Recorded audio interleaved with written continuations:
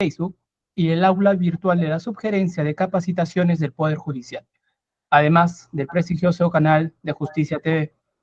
El día de hoy tengo el agrado de anunciar y presentar a nuestro distinguido expositor, el abogado Raúl Ártica Taboada, quien en esta oportunidad va a abordar y sustentar el tema denominado la ignorancia deliberada en la fórmula legislativa debía presumir en el delito de lavado de activos en el Perú.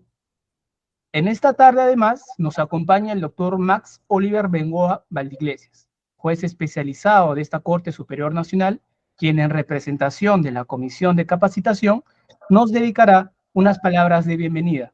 Adelante, doctor Max.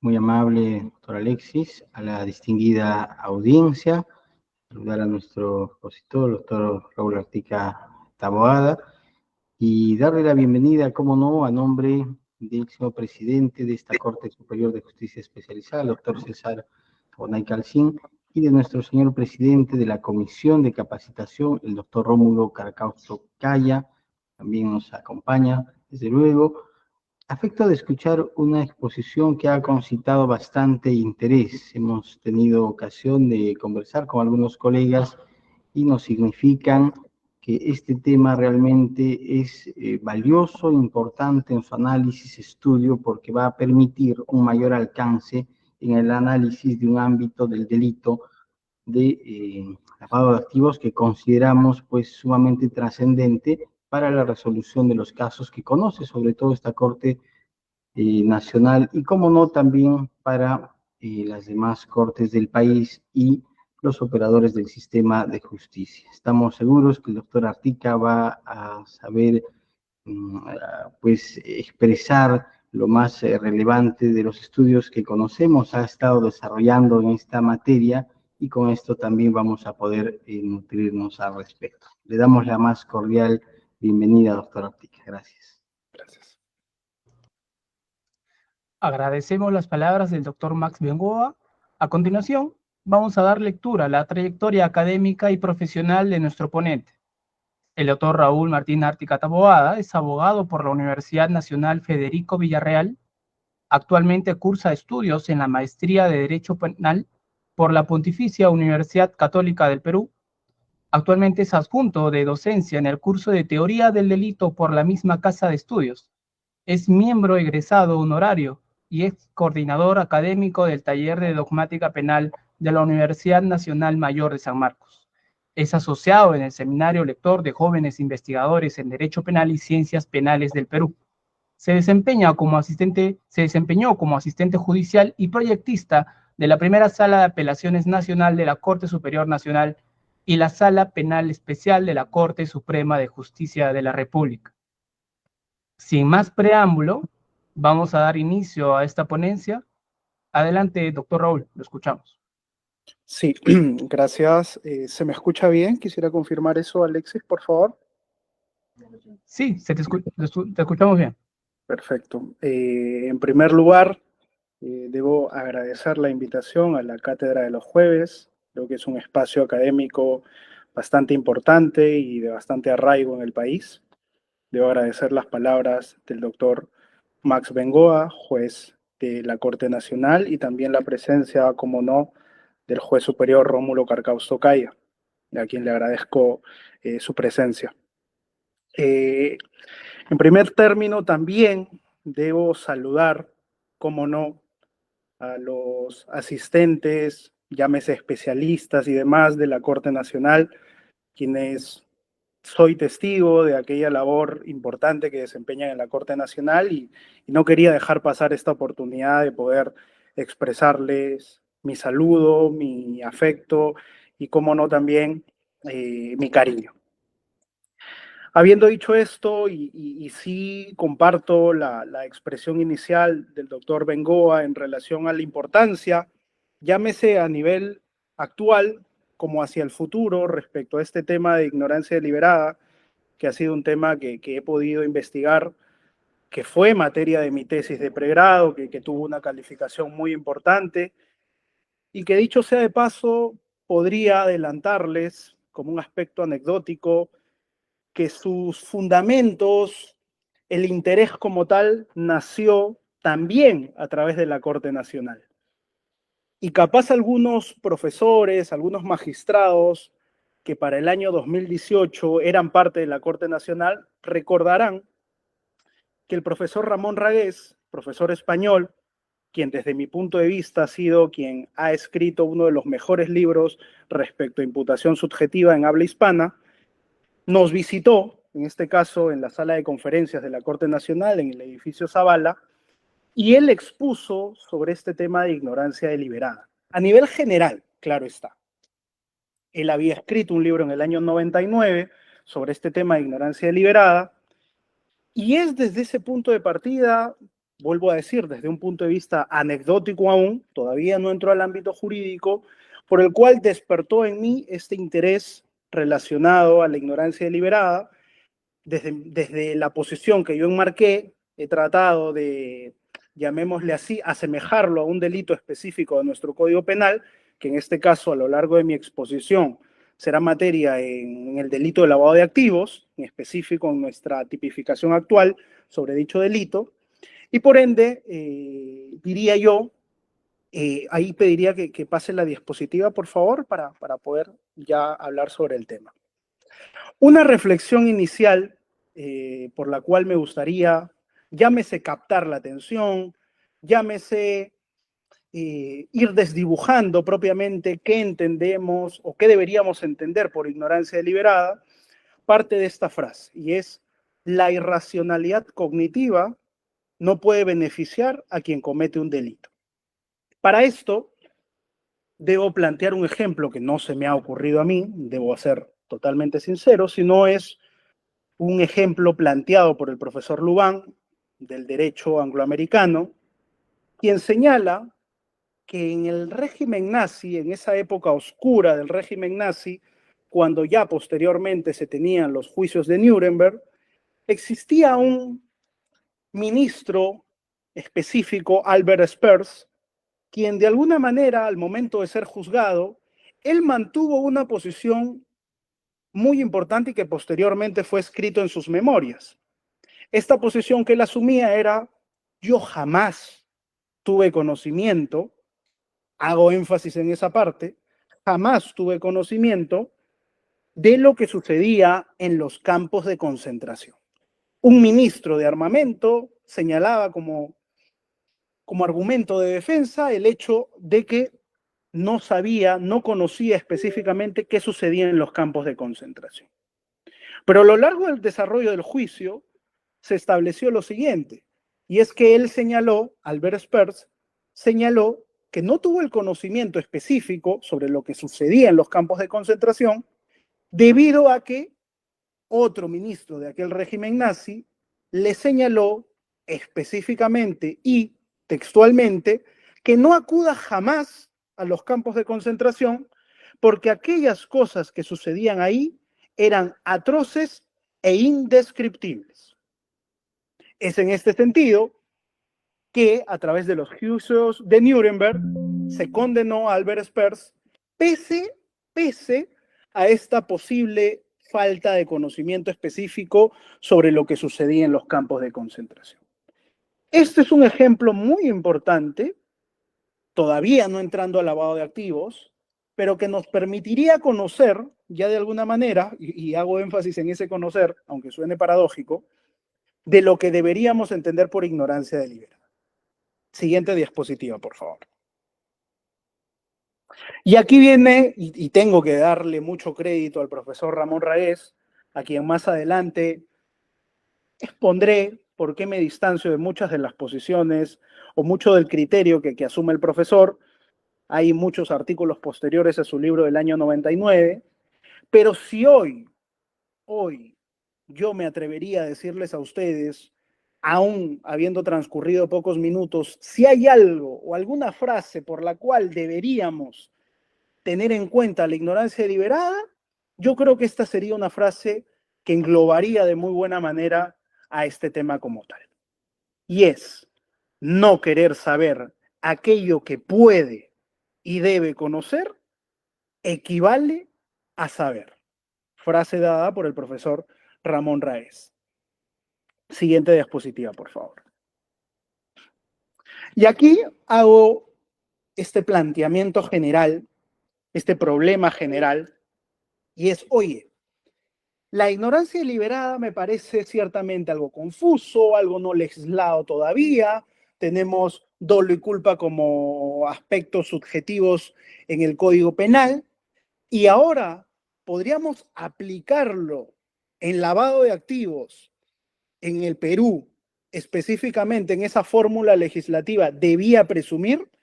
Esto es lo que a lo largo de mi exposición trataré de exponer mi postura, ciertamente diría yo muy propia, y la cual trataré de justificar a lo largo de estos minutos. Siguiente diapositiva, por favor. Y para eso es importante hacer una línea cronológica respecto al dolo en el derecho penal. Y es que se darán cuenta que a lo largo de mi exposición voy a tomar muy en cuenta aquellos factores respecto al dolo, puesto que adelanto que desde mi posición es el dolo, su no tipificación o conceptualización como tal en nuestro Código Penal, aquella cuestión que nos va a dejar varias puertas abiertas para este tema de la ignorancia deliberada. Primer punto de la línea cronológica, histórica del dolo en el derecho penal, y es el derecho penal romano. Particularmente siempre, llámese para cualquier investigación, para cualquier comentario que pueda realizar en cualquier materia, siempre trato de partir de los cimientos, en este caso, del derecho penal romano. Históricamente, sabrán ustedes mejor que yo, que el derecho romano abarca un amplio tiempo histórico y que de alguna manera desdibujarlo como tal implicaría una sesión entera. Sin embargo, yo he tratado de dividir el derecho penal romano en dos etapas, y es antes de la ley de las 12 tablas y posterior a la ley de las 12 tablas. Con anterioridad a la ley de las 12 tablas, ¿qué era lo que sucedía o qué se entendía por dolo o cómo se aplicaba? Lamentablemente, y aquí yo tengo dos libros muy particulares que me permito citarlos, y es el de Contardo Ferrini y el de Teodoro Mousa.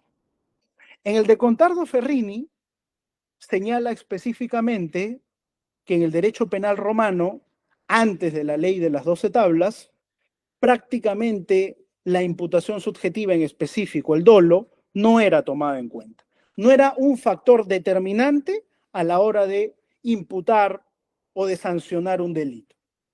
Sin embargo, con posterioridad a la ley de las 12 tablas, ya empieza a tomarse en cuenta, en este caso, aquellas cuestiones subjetivas que para ese momento eran, llamémosle así, acentuadas con el tema de malicia, con el tema de maldad.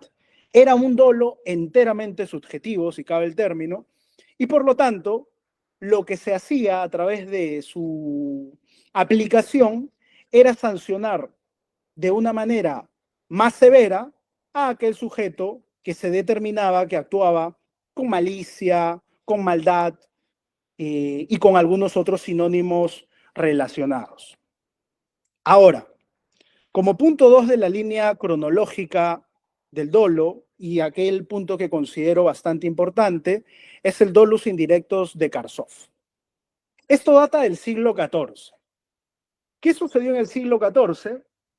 En el siglo XIV, Karsov, con esta teoría llamada dolus indirectos, que en España después se tuvo a un representante que fue Covarrubias, daban una posición, así como en un inicio hablé de la frase de Ramón Ragués, si podríamos enmarcar en una frase el dolus indirectos de Karsov, diríamos que la frase es la siguiente: quien quiere la causa, quiere indirectamente el resultado. Y para mí, al momento de investigar sobre este punto de la historia, consideraba, o considero en realidad, que esto es un pasaje muy importante y que asemejo mucho el dolus indirectus con el dolo eventual. Es decir, siglo XIV, ya existían cimientos importantes relacionados al dolo eventual. Quien quiere la causa, quiere indirectamente el resultado, ¿vale?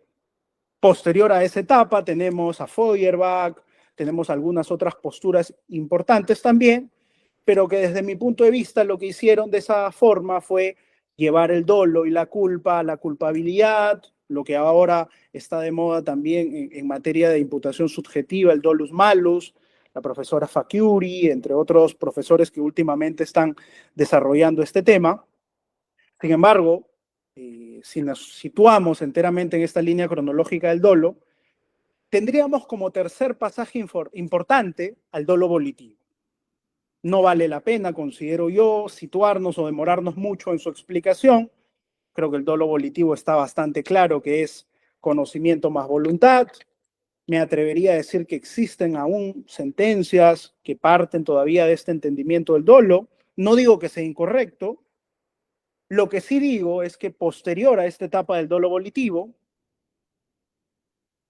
se encuentra el dolo cognitivo, el cual ya de alguna manera prescinde de este aspecto de la voluntad, partiendo enteramente de aspectos normativos, esto es, frente a la imposibilidad de poder probar el aspecto volitivo, llámese la voluntad. Es decir, frente a la incongruencia de cómo probar la voluntad, es que nace este dolo cognitivo, el cual únicamente se requiere como tal el conocimiento para atribuir o para imputar, si cabe el término correcto, desde como yo concibo el dolo, imputar una conducta dolosa. Y como quinto punto, es a la ignorancia deliberada. ¿Y por qué como quinto punto? Porque si retrocedemos un poquito los que les venía señalando, el dolo volitivo, conocimiento más voluntad. Dolo cognitivo, solo conocimiento. E ignorancia deliberada, ya ni siquiera es necesario el conocimiento efectivo de una situación específica para poderle atribuir un delito a una persona. Aún no vamos a decir si es que vamos a imputar dolo o culpa a través de la ignorancia deliberada. Siguiente diapositiva, por favor. Y corro un poquito, pero sí considero importante hacer este análisis rápido respecto a los sistemas jurídicos, para hacer principalmente esta diferenciación. Y es que tenemos el civil law, el common law, y si bien todos sabemos aquí, no estoy descubriendo la pólvora al señalar que en nuestro sistema la tipicidad subjetiva específica es dolo y culpa, en el sistema jurídico del common law existen 4 formas de establecer desde un punto de vista subjetivo a través de la mens rea. Mens rea, hacemos una comparación con lo que vendría a ser la tipicidad subjetiva, y una gran diferencia es que en el mens rea tendríamos 4 formas. Y traduciéndolo, digámosle así, diríamos que estas se asemejan en intención, conocimiento, indiferencia y negligencia. Si hacemos este análisis rápido, yo me atrevería a decir que en la mens rea intención vendría a ser asemejado a un dolo directo, conocimiento, forzándolo, podríamos asemejarlo con un dolo de consecuencias necesarias, a la indiferencia como a un dolo eventual y a la negligencia como a la culpa o imprudencia. Siguiente diapositiva, por favor. Y ahora, la controversia como tal en la ignorancia deliberada. ¿Por qué hay controversia? Hay controversia. Y un primer grupo que señala.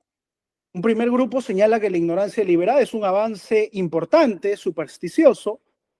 ¿Por qué? Porque permitiría imputar a título de dolo, es decir, desde el punto de vista más gravoso de la imputación subjetiva, aquellas conductas en las que no se acredite como tal el conocimiento. Sin embargo, un segundo grupo señala en que la ignorancia deliberada como tal resulta siendo innecesaria, puesto que, como la lámina anterior les expliqué, nosotros tenemos, a través de nuestro sistema jurídico, ya la figura del dolo eventual. Y esta figura como tal del dolo eventual permitiría, forzándolo, claro está, imputar aquellas conductas aun cuando no se tenga el conocimiento específico del contexto y todo lo que traiga detrás de una imputación por dolo. Siguiente diapositiva, por favor. Para eso, a mí particularmente me parece importante la jurisprudencia que se ha venido emitiendo sobre ignorancia deliberada.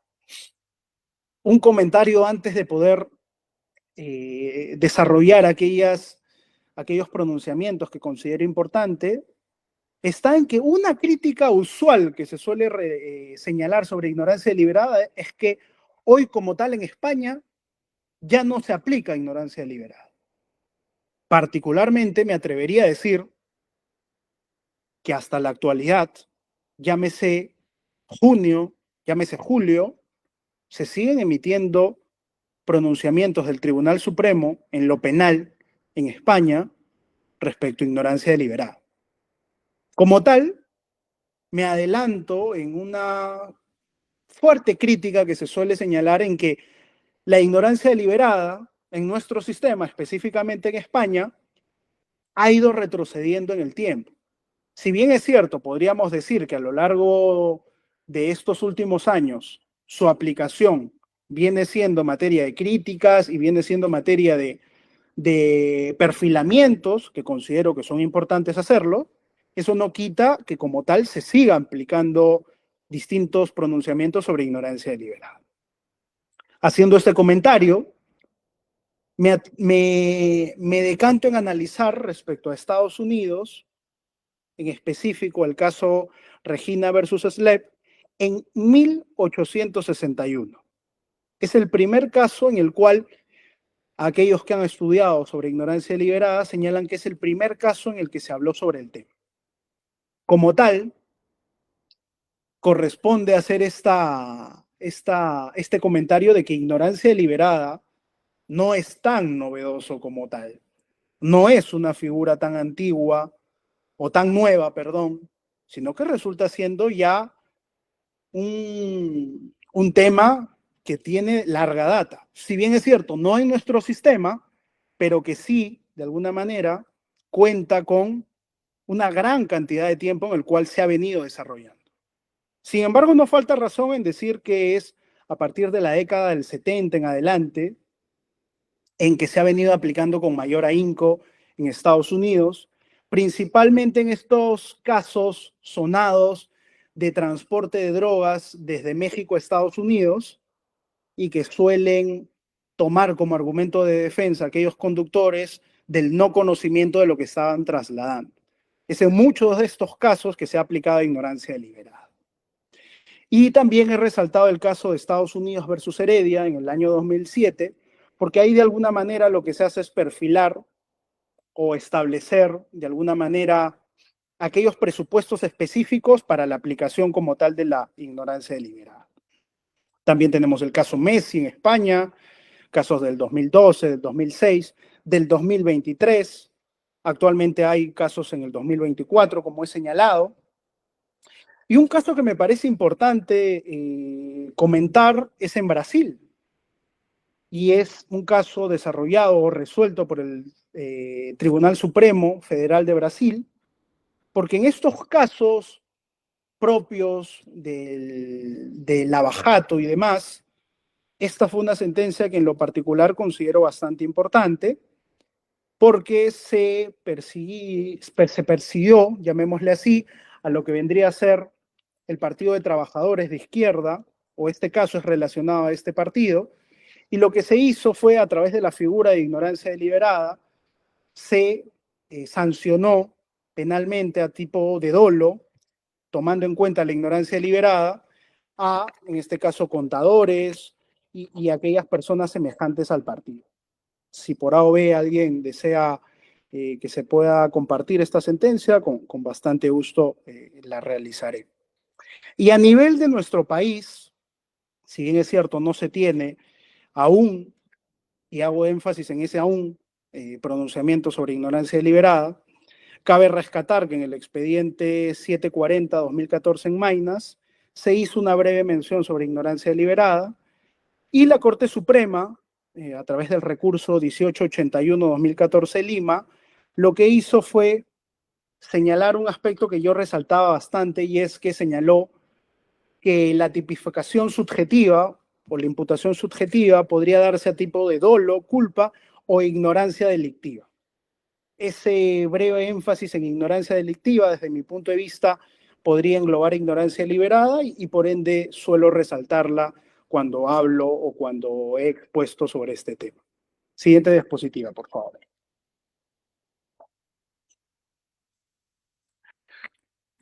Principales posturas establecidas en la doctrina, no solo sobre ignorancia deliberada, sino sobre dolo.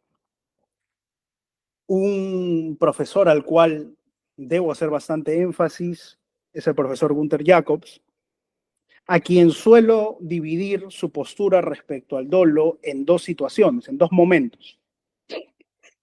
Pese a que algunos otros lo dividen en más etapas, yo suelo dividirlo en dos.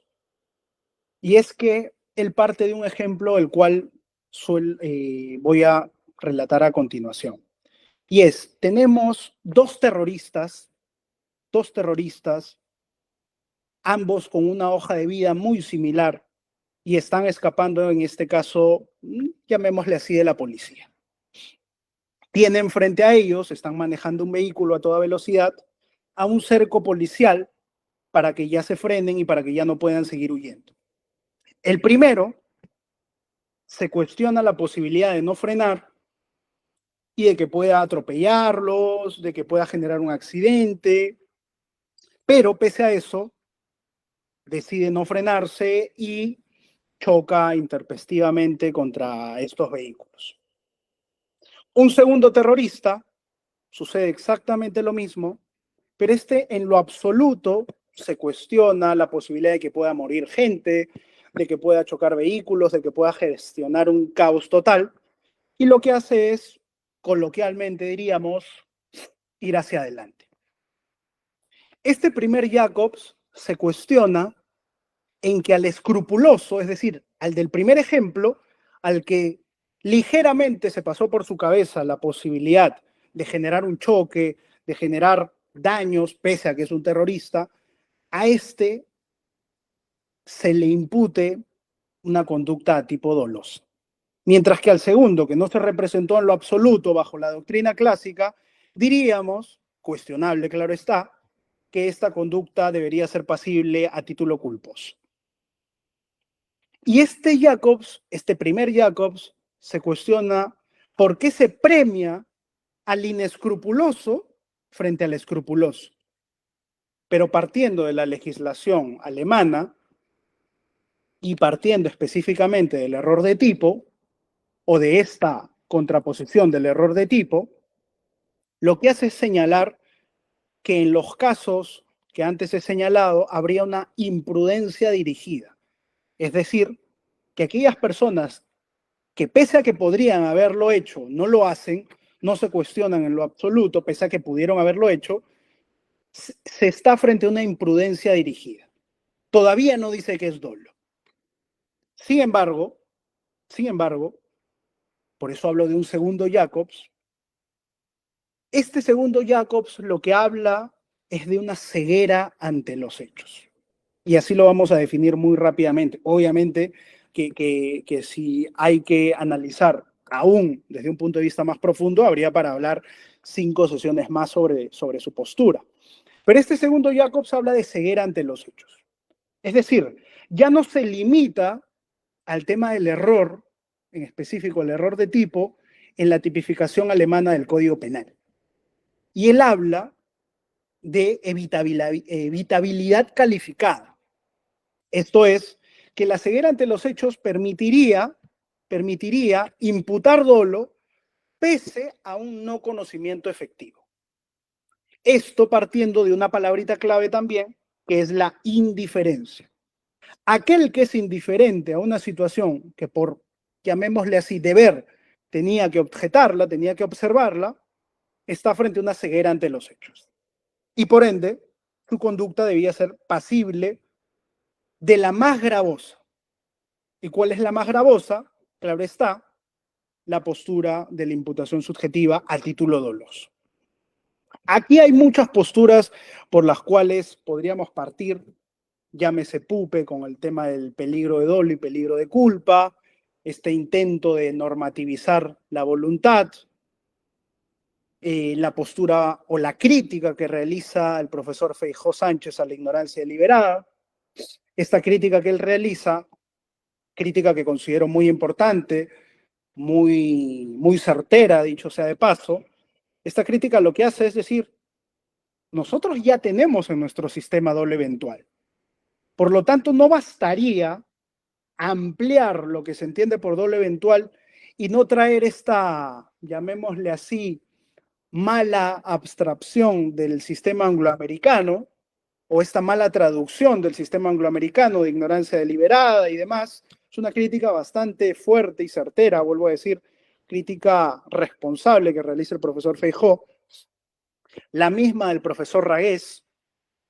La postura del profesor Ragués, si hay algo en la cual con bastante respeto habría que distanciarnos, estaría expuesta en que el profesor Ramón Ragués, al establecer los presupuestos de ignorancia deliberada, añade a la motivación. Desde mi punto de vista, añadir a la motivación como un presupuesto para imputar a título de ignorancia deliberada genera a su vez un retroceso con el dolo volitivo. Y es algo por lo cual no me parece del todo certera esta posición. El profesor Ragués, tanto en su libro de Ignorancia Deliberada como en muchos otros artículos que ha expuesto sobre la materia, ha ido retrocediendo en muchos de los ejemplos que él ha desarrollado inicialmente como casos específicos de ignorancia deliberada. Por ejemplo, un caso que me parecía bastante llamativo, si cabe el término, estaba en aquellos sujetos que saben que van a recibir un correo con malas noticias, deciden establecer que todo aquel correo que venga de ese sitio vaya directamente al spam. Por lo tanto, siempre tendrá el argumento de que no conoció específicamente el contenido de aquellas cuestiones que le habían notificado por correo, puesto que estos correos como tal directamente iban al spam y nunca pasaban por su vista. Este caso como tal de Ramón Ragués ha sido sometido a crítica por muchos otros autores, llámese Laura Manrique, entre otros, que han expuesto y que han de alguna manera resuelto este caso a través de otros puntos de vista, no tomando en cuenta la ignorancia deliberada. El mismo profesor Pérez Barberá, a quien voy a tomar con bastante ahínco en adelante y al cual considero que tiene una posición novedosa en relación al dolo y por la cual considero que es muy importante tomarla en cuenta también, principalmente desde un punto de vista académico, ¿vale? El profesor Luis Greco, quien de una escuela totalmente distinta a la de Jacobs, a la de profesores como tal, discípulo directo de Roxin, quien, dicho sea de paso, está continuando su importante libro de parte general. Él habla, pese al tema de la imputación subjetiva, él habla de que en la imputación subjetiva como tal existe dominio del hecho. Por lo tanto, se imputa dolo o culpa dependiendo el dominio del hecho que se tenga en la situación en concreto. Muy greco, llamémosle así, muy a lo greco su postura, ¿no? Estoy, dicho sea de paso, resumiendo lo más que pueda las posturas relacionado a estos autores, estos profesores extraordinarios que han expuesto sus comentarios a lo largo del tiempo. Y habiendo dicho esto, pido que se pase la siguiente diapositiva, por favor. Ahora, criterios para considerar respecto a la discusión del dolo en el Perú. Una cuestión que puede estar pasando ahora mismo por la cabeza de aquellos presentes puede estar en si la ignorancia deliberada como tal necesita ser promulgada de ley eferenda para ser aplicada en nuestro país. Y estos son, desde mi punto de vista, dos criterios importantes a efectos de poder señalar que la ignorancia deliberada como tal podría, en condicional claro está, podría ser aplicada el día de hoy en adelante en nuestro país. Todavía no entró el lavado de activos. Un primer argumento está en la no definición de dolo en nuestro Código Penal. Pero vale la pena hacer énfasis en el Código del 24. El Código del 24, y aquí sí me permito señalar textualmente lo que dice, es una infracción de carácter intencional cuando se cometía por acción u omisión consciente y voluntaria. Esa era la definición de dolo que daba nuestro Código del 24. Aquí el profesor Hurtado Pozo, quien de alguna manera muchos de nosotros o todos saben que ha desarrollado de forma histórica casi todo nuestro Código Penal, señala que esta definición como tal tiene mucho que ver con el Código de Suiza, con el Código suizo. Sin embargo, nuestro Código del 91 lo que hace es ya no definir al dolo. Partiendo, claro está, del Código alemán, ahora ya se tiene como antecedente al Código alemán, pero no define al dolo. Esa no definición de dolo, desde mi punto de vista, permite que sea, llamémosle así, la doctrina, porque ahí no le falta razón a una frase muy importante del profesor Luis Greco, quien decía que la dogmática, la labor de la dogmática viene posterior a la promulgación de una ley. Es decir, se legisla ¿qué es el dolo? Se legisla el dolo en nuestro Código Penal. Hacia adelante, todo el entendimiento como tal del dolo viene a ser parte de la dogmática. Es decir, ¿quién da el dolo directo? ¿Quién da el dolo de consecuencias necesarias? ¿El dolo eventual? ¿Cuántas posiciones se tienen sobre dolo eventual? Todo eso ha sido labor de la dogmática. ¿Y gracias a qué? Gracias a la no definición de dolo en nuestro Código Penal. Coloquialmente podríamos decir, me estás diciendo, Raúl, que la no definición de dolo en nuestro Código Penal nos permite, partiendo de lo que entendamos por dolo, aplicar ignorancia deliberada. Sí, específicamente sí. Y un segundo punto estaría en la no uniformidad en la jurisprudencia respecto a la aplicación de dolo. Y aquí, partiendo de que estoy en una tribuna en la cual estoy frente a magistrados y estoy también frente a un público en general, no me van a dejar mentir en que la posición respecto a cómo se aplica dolo en nuestro país es muy distante. Es decir, no existe uniformidad en relación a qué se entiende por dolo. Es más, en cierto momento, y esto lo digo como tema anecdótico, en cierta cuestión alarmante he podido ver que la Corte Suprema en un caso en específico aplicó la primera teoría de Frank, que data de hace muchos siglos, como algo novedoso. Es decir, desde mi punto de vista, la jurisprudencia respecto al dolo se ha dividido en dos partes. Y aquí ya corro un poco por temas de tiempo. La primera es en delitos de sangre, en los clásicos denominados delitos de sangre, delitos de primera velocidad, si cabe el término citando al profesor Jesús María Silva Sánchez, en que el dolo es conocimiento más voluntad. En temas de homicidio, en temas ligados a ese tipo de delitos, se aplica un dolo volitivo.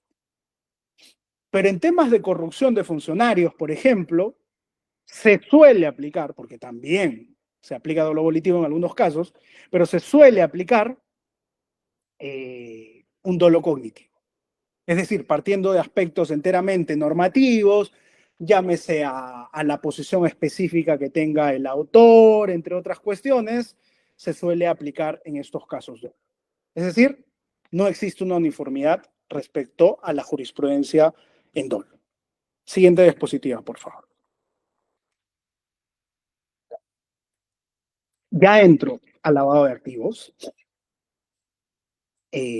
Considero muy importante todo lo que se ha señalado, y en lavado de activos, bueno, estos antecedentes históricos que ustedes deben conocer mejor que yo, ¿no? El Convenio de Viena, el Convenio de Palermo, la Convención de Mérida y las 40 recomendaciones del GAFI, quienes de alguna manera han desdibujado a efectos de la actual tipificación que tenemos sobre el lavado de activos en nuestro país. ¿Vale? Siguiente diapositiva, por favor. Respecto a la definición como tal, que podríamos, de las muchas, claro está, definiciones que podríamos tener sobre el lavado de activos, considero importante partir enteramente de una, y podríamos definirla como aquellos actos independientes que se llevan a cabo dentro de un proceso de reciclaje, los cuales son efectuados para evitar la identificación del origen delictivo de los activos, empero siempre que la gente haya conocido o debido presumir tal origen. Bien, siguiente diapositiva, por favor. Lavado de activos. Dos cuestiones importantes y ya ahora sí ingreso a lo que es la fórmula legislativa debida presumir. Sobre la fórmula legislativa debida presumir, deberíamos decir algo muy importante. Y es que su principal antecedente histórico está en que su anterior redacción estaba desdibujada en podía presumir el origen ilícito de los activos. Este antecedente histórico es, considero yo, bastante importante porque actualmente se tiene el debía presumir, lo cual desde mi punto de vista lo que hace es entregarle al ciudadano un deber específico por el cual, llamémosle así desde un lenguaje coloquial, imputa al ciudadano un deber de cualquier recepción de dinero, ésta deba tener detrás una presunción específica, llámese desde un aspecto contextual y demás, respecto a el origen de los activos que recibe. Una posición importante de la Corte Suprema está en la casación 186-2017 Ucayali respecto al delito de receptación, la cual señala que la fórmula legislativa debía presumir es pasible o es imputable o es asemejable a título de doble eventual. Bien, esa es una posición importante, la cual considero que es necesaria mencionarla. Siguiente diapositiva, por favor.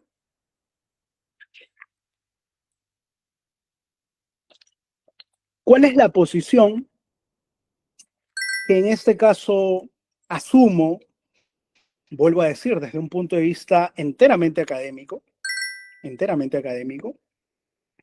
y es que está en que la ignorancia deliberada se establece en que, pese al no conocimiento, este se admitirá, es decir, al conocimiento, pero bajo el tenor de que tenía que conocer.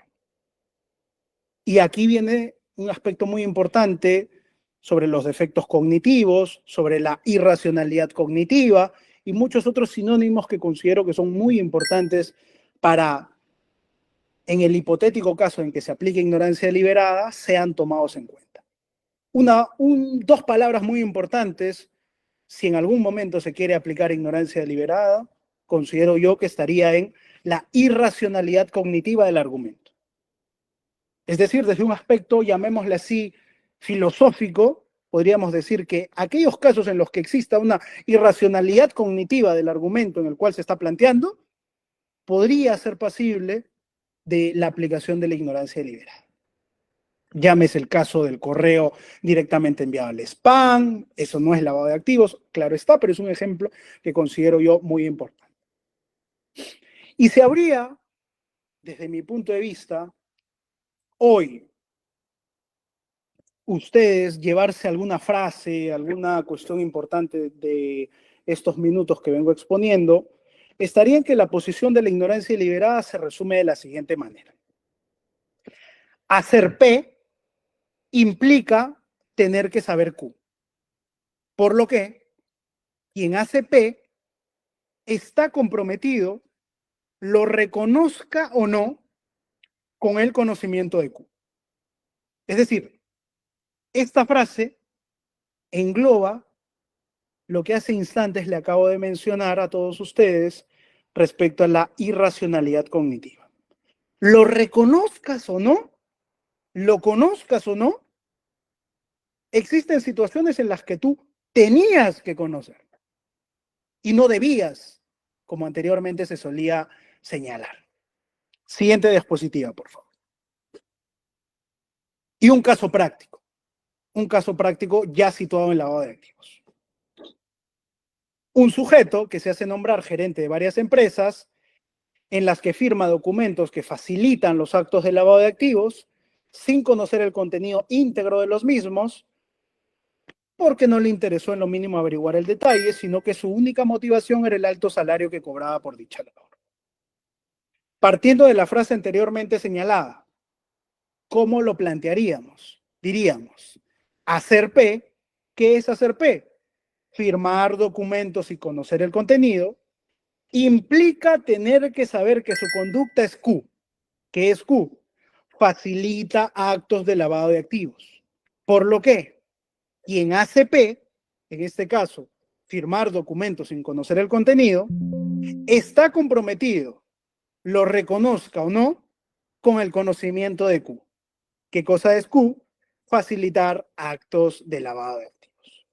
Este ejemplo en específico nos permite de alguna manera poder situarnos de lo que podría ser, vuelvo a hablar en condicional, desde un punto de vista enteramente académico, de lo que podría ser la aplicación de la ignorancia deliberada, en este caso en la fórmula legislativa debía presumir en el delito de lavado de activos.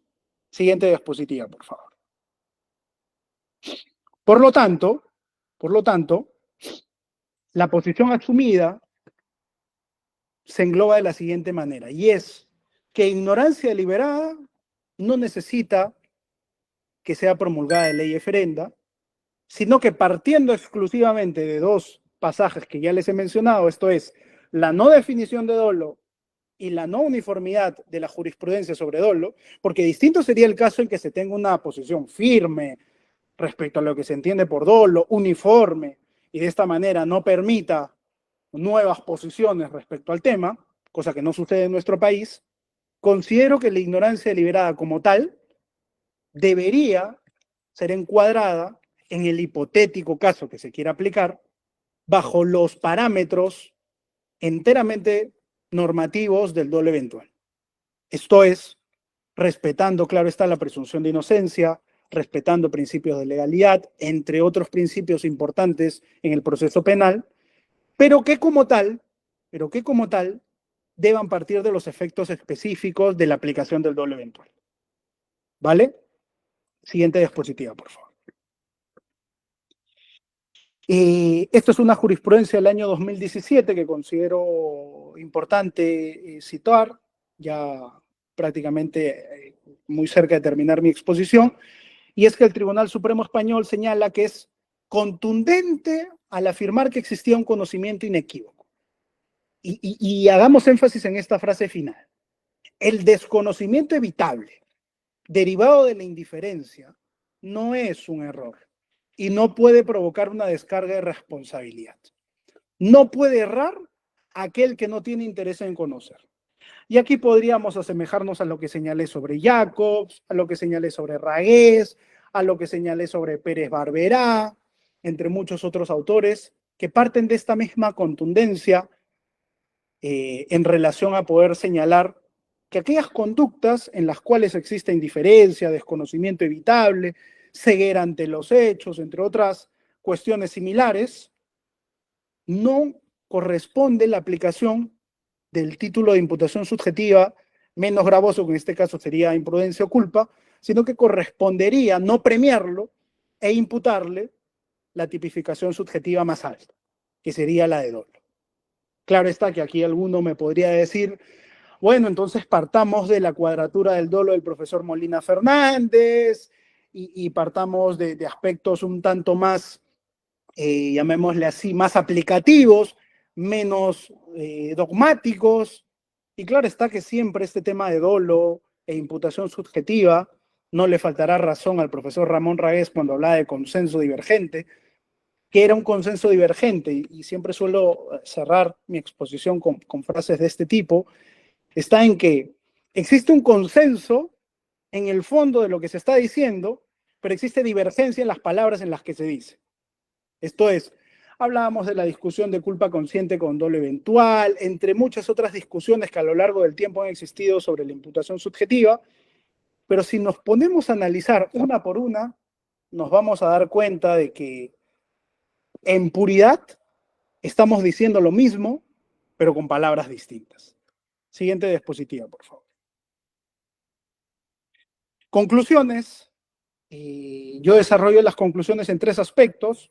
Desde un aspecto histórico, porque como situé en el siglo XIV, esta posición del dolus indirectos de Karsov ya permitía esta frase, recordarán ustedes, quien quiere la causa quiere indirectamente el resultado. Desde mi punto de vista, en nuestro sistema, este es un antecedente histórico muy importante para la ignorancia deliberada. Desde un enfoque doctrinal, todo lo que les he señalado a lo largo de mi exposición respecto a las posturas de Jacobs, de Pérez Barberá, del mismo Ragués, entre otras posiciones, y desde un enfoque jurisprudencial. Yo me atrevería a decir que en el momento en que se encontró o que pude ver esta sentencia del Tribunal Supremo de Brasil respecto a la aplicación de la ignorancia deliberada, el lavado de activos específicamente, fue una luz para mi investigación.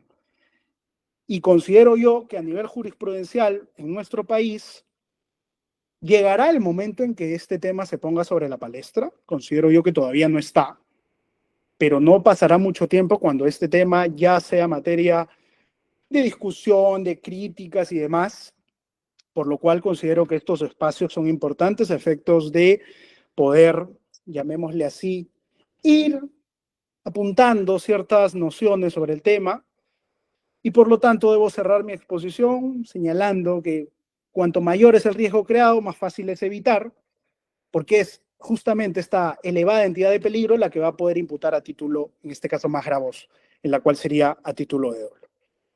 Les agradezco el tiempo brindado, tanto la tribuna brindada, es la cátedra de los jueves a quien yo de alguna manera tenía como aspecto pendiente en mi etapa profesional. Qué bueno que se haya podido dar, y ahora quedo abierto a cualquier duda, crítica y, como coloquialmente suelo decir, a veces hasta en son de burla, insultos que puedan haber generado mi exposición. Muchas gracias. Excelente sustentación, doctor Raúl. Un tema que aborda una problemática interesante que se viene discutiendo en nuestra doctrina contemporánea. Si el elemento de debía presumir se consideraría una nueva forma de dolo eventual, o si su interpretación es un dolo directo conforme lo establece el decreto legislativo 1106. Hemos abordado si es aplicable la ignorancia deliberada en la fórmula legislativa. En ese marco, doctor, tenemos una pregunta. ¿Considera que el reproche de la expresión debía presumir en el delito de lavado de activos puede incidir en el grado de responsabilidad por no haber presumido el origen ilícito del dinero, o incluso considerar una modalidad culposa del tipo penal? Sí, te agradezco la pregunta, Alexis.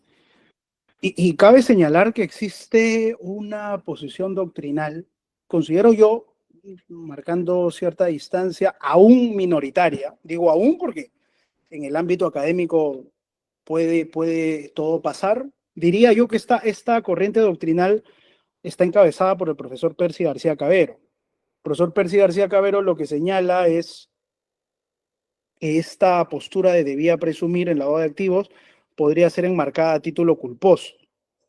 Hace no mucho, un gran amigo mío, Joel Julka, también expuso ciertos argumentos relacionados a que esta fórmula legislativa debía presumir podría ser apacible de aplicación a título culposo. Desde mi punto de vista, esta fórmula legislativa debía presumir es a título de dolo, específicamente a título de dolo eventual. Y por dos argumentos en específico. A nivel jurisprudencial, tendríamos que es la casación que se habla sobre el delito de receptación. Es decir, para eso debemos tener en cuenta algo. El delito de receptación, tan de forma similar, específica como el delito de lavado de activos, tiene esta misma fórmula legislativa. Debe conocer o debía presumir el origen ilícito de aquellas cuestiones adquiridas. Es decir, y sobre esta fórmula legislativa debía presumir, la Corte Suprema, en un recurso de casación de no hace mucho tiempo, cuya ponencia estuvo a cargo del profesor César San Martín Castro, estableció que esta fórmula legislativa debe marcarse bajo los cimientos del dolo eventual. Primer argumento, por el cual descartaría que sea título culposo. Y segundo argumento, desde un punto de vista enteramente normativo. ¿Qué cosa vendría a ser este argumento?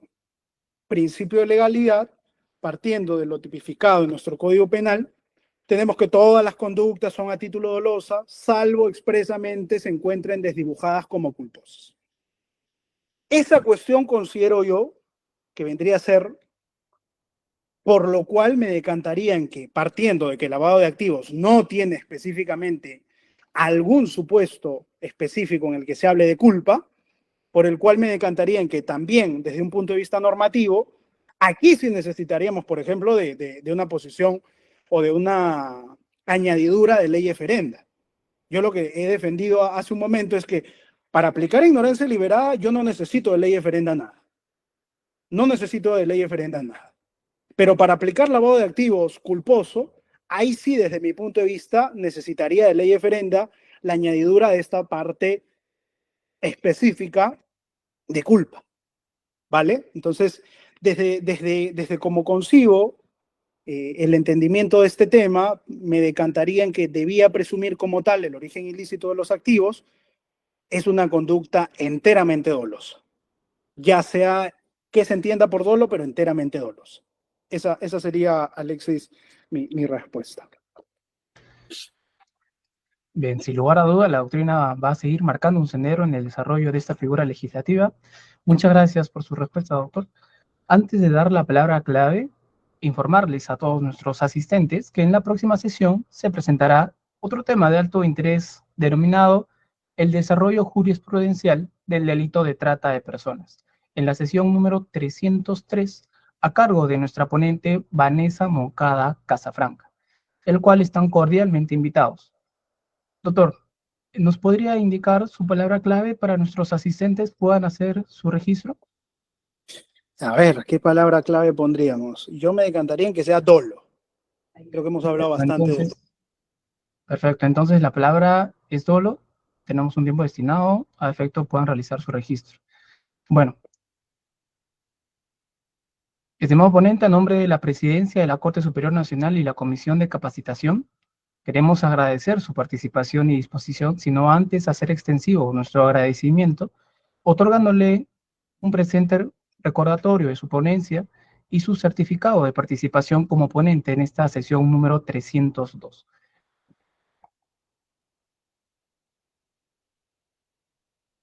No, gracias nuevamente por la invitación. Y como comentaba de alguna manera tras bambalinas, el frío limeño me ha traído consecuencias de alguna manera en la garganta, pero no quería dejar de asistir a este importante espacio académico y espero que la exposición haya sido de interés de los participantes y, cómo no, que sea ese aspecto inicial de nuevas investigaciones sobre el tema. Creo que aún hay mucho por discutir en el tema, ya sea solo sobre ignorancia deliberada o en materia de lavado de activos, y siempre gustoso de poder aportar desde el ámbito en el que me encuentro. Nuevamente, gracias. Muchas gracias, estimado ponente. De esta forma, entonces, culminamos la sesión número 302 con la participación del doctor Raúl Ártica Taboada. Agradecemos la participación de todos los asistentes y a nombre del presidente de la Corte Superior Nacional de Justicia Penal Especializada, el doctor César Sabonay Calcín, y del presidente de la Comisión de Capacitación, el doctor Rómulo Carcausto Calla, queremos agradecer la asistencia de nuestro público espectador. Sino más decir que esto es Cátedra de los Jueves. Un cordial saludo y buenas tardes. Buenas tardes.